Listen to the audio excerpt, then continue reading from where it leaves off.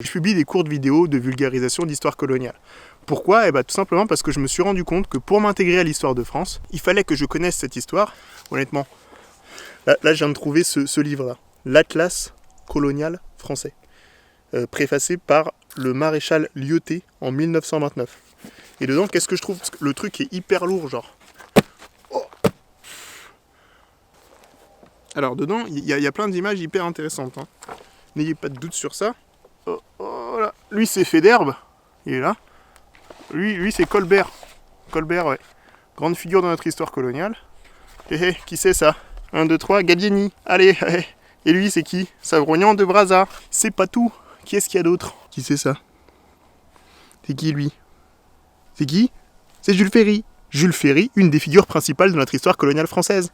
Il est là. Et il en est fier, le petit.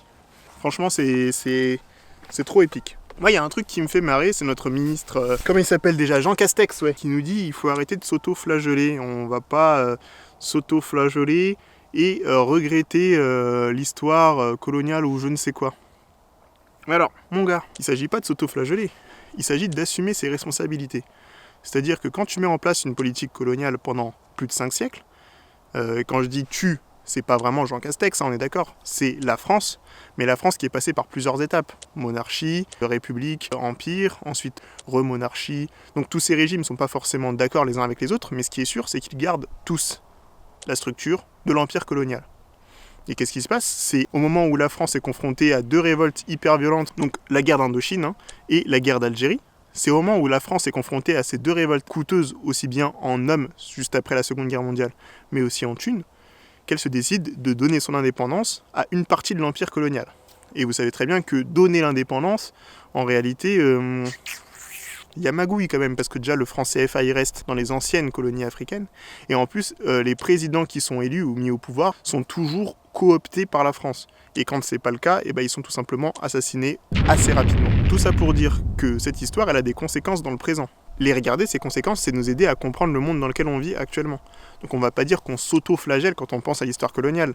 Par exemple, les Allemands, il faut bien qu'ils analysent ce qui s'est passé pendant la période nazie pour comprendre qui ils sont aujourd'hui et pourquoi la communauté internationale se comporte d'une certaine manière avec l'Allemagne.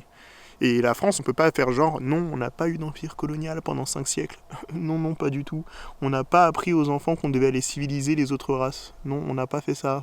Ça n'a pas de sens. Et donc c'est pour ça que j'ai décidé de faire la chaîne Histoire Crépue, pour donner en fait de la matière aux gens qui puissent répondre quand on a ce genre d'attaque publique ou privée, parce que souvent c'est des amis qui disent ouais mais c'est bon, on va pas regarder l'histoire, on pense au futur, à la suite quoi, c'est bon, l'histoire on va pas continuer à...